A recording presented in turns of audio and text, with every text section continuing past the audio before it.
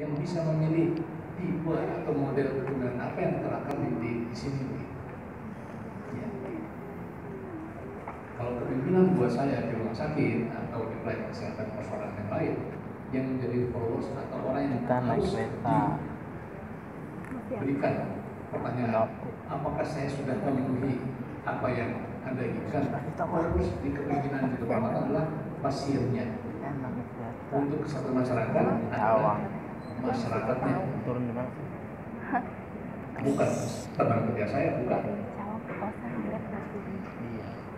Itu kepemimpinan. Kalau pemimpin ya seperti yang sekarang ini gitu. Jadi ditanya sekarang mana yang akan kita ambil, kepemimpinan atau pemimpin yang kita akan rebut dari pemimpin lain yang berasal oleh sistem kesehatan kita yang sekarang ini. Itu saya lempar. Kalau puskesmas sekarang ini disatukan antara perangkat dengan kesehatan masyarakat, dipimpin dari dokter. Buat saya sampai bukan kedokteran saya, apalagi dengan konsep dokter harus tahu juga karena dia perangan dengan puskesmas masyarakat. Tadi harus tahu manajemen katanya, harus tahu manajemen keuangan, manajemen SPM. Saya bilang celaka kau nanti gitu. Pendidikanmu dalam kurikulum tidak ada, nanti ditambah sebagai dokter veteriner. Karena harus berfungsi dua-dua, untuk perorangan dia jalan, untuk masyarakat jalan juga. Jam kerjanya berbatas, dan kalau kita udah bicara jam berbatas, maka harusnya kita bicara menggaji. Saya gaji buat kerja berapa jam sih? Dengan tugas kita di lapangan sebagai pemimpin, bukan sebagai pimpinan, sebagai pimpinan dan sebagai pemimpin. Maka buat saya yang dibebankan kepada seorang dokter yang bekerja di klinik, mungkin dari sebenarnya akan begitu. Sebenarnya sudah di luar kemampuan dia, bukan hanya kompetensinya, tapi kemampuan fisik dia melakukan tugas tadi sudah habis. Apakah kawan-kawan dipertanyakan begitu juga? Akan mengejar pimpinan yang seperti tadi gitu ya. Harusnya di puskesmas itu dokter, bukan dokter, perawat cukup gitu.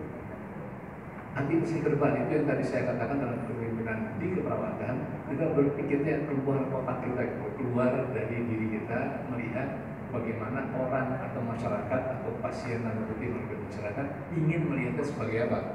Jangan dibalik, saya ingin melihat masyarakat seperti apa menurut pandangan saya. Ini yang mesti dibalik. Jadi segitu kita bicara gaji, kita masuk kepada pimpinan, bukan pemimpin. Karena pemimpin itu dihargai, dihargai oleh followers kita yang namanya langsung dalam pelayanan publik dalam masyarakat itu sendiri. Mau pasien, mau tidak sakit karena dia harus jaga sebagian yang tidak sakit di masyarakat. Nah mereka nanti akan menetapkan di negeri ini dikatakan dengan gaji itu sudah ada yang disebut sebagai Kerangka Kualifikasi Nasional Indonesia (KKNI). S1 itu level 7, level 6, profesi level 7, master level, magister level 8, spesialis level 8, level 9 adalah doktor. Level seperti ini dikaitkan dengan gaji. Nah, ada hal yang menarik di negeri kita ini dikaitkan dengan penggajian dan kualifikasi seperti tadi. Untuk tenaga kesehatan, kualifikasi seperti tadi menjadi begini dikaitkan dengan gaji. Kenapa? Karena ada undang-undang tenaga kesehatan, yang lain mengikuti undang-undang tenaga kerja. Setiap orang kesehatan mengatakan selalu saya adalah profesi, bukan tenaga kerja gitu ya. Di rumah sakit itu ada yang diangkat di rumah sakit mengikuti undang-undang tenaga kerja. Yang orang kesehatan itu ya ada yang namanya orang IT, ada yang namanya orang keuangan, ada yang namanya orang SPM, atau orang teknik ada. Itu ikut dan seperti skala yang ditetapkan oleh pemerintah tenaga kerja. Kesehatan di mana? Nah, kalau yang membuat undang-undang kesehatan adalah sektor kesehatan, yang mana kita tanya pada yang bertanggung jawab dalam sektor kesehatan, siapa? Menteri Kesehatan. Tapi kalau kita masuk nanti ke pemerintah lagi, ke birokrasi pemerintah, ya akan ikut aturan gaji pemerintah. mau profesinya apapun gajinya sekian. Lalu dicoba-coba lagi dengan tambahan jasa, di kedokteran ada jasa medik gitu ya. Dari awal-awal dulu tahun berapa, tahun 92 atau tahun 90-an, saya katakan jasa medik di rumah sakit pemerintah yang diambil oleh si dokter adalah haram. Karena dia sudah dikontrak sebagai pegawai dari pemerintah di situ. Bolehkah seorang pegawai pemerintah menggunakan aset pemerintah sudah digaji nih, mendapatkan lagi mengambil gaji, mengambil jasa dari yang dilayani? Nah ini pakai aset pemerintah, gedungnya gedung pemerintah, ya, alat-alat pemerintah. Lalu uang hasil itu diambil buat dia disebut jasa medik. Ini halal atau haram? Haram. 20 tahun lalu, 30 tahun sekarang baru ribut itu gitu ya.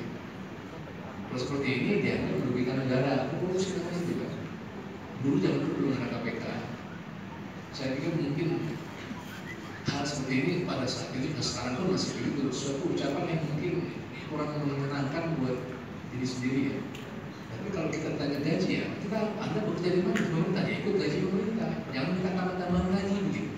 Kalau kita perjuanganlah sebagai tunjangan yang sifatnya khusus karena sikap kompetensi kita berbeda dengan yang lain, gitu ya.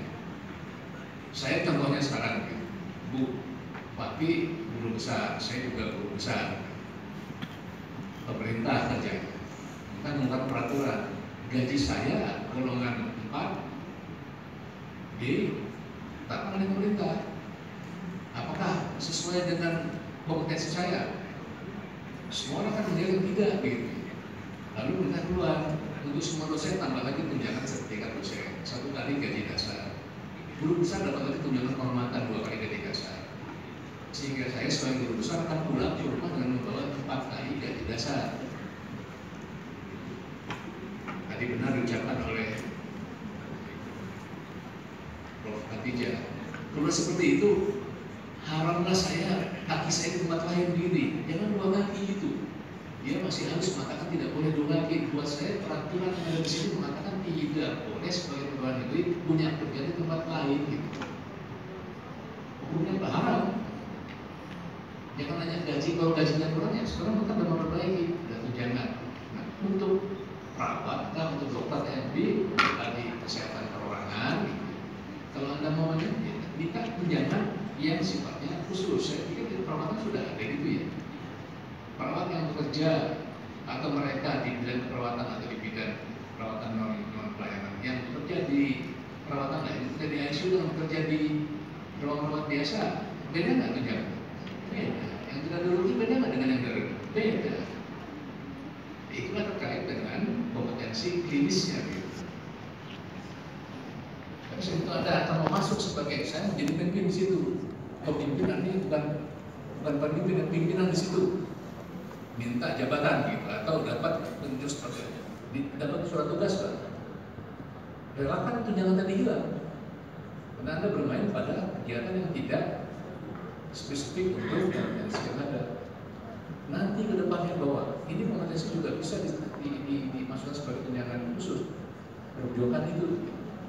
Persoalannya adalah balik lagi di awal tadi.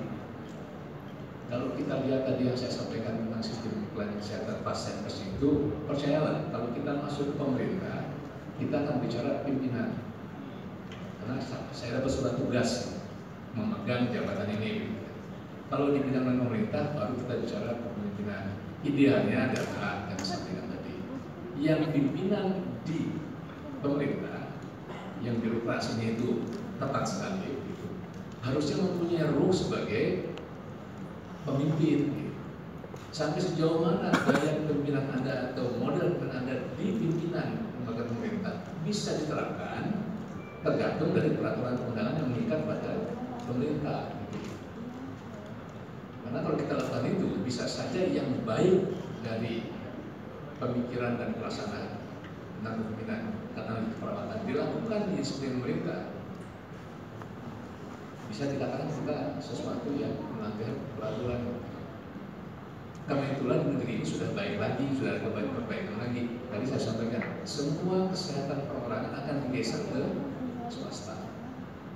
Rumah rumah sakit sekarang hampir semua rumah sakit di Indonesia yang di undang-undang katakan harus